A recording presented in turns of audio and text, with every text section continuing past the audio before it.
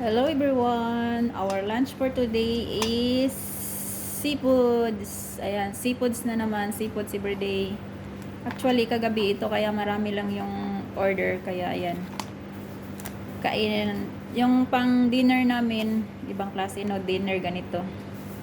Dinner, tapos kainin ulit sa lunch. Meron tayong crabs.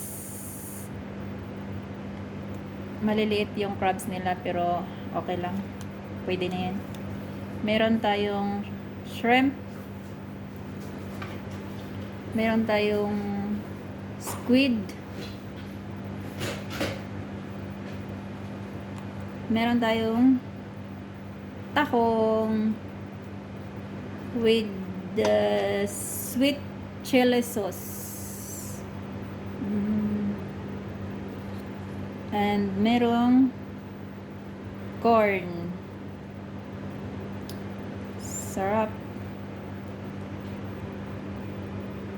Let's eat. Sarap siya. Manamis-namis na maanghang. Yan.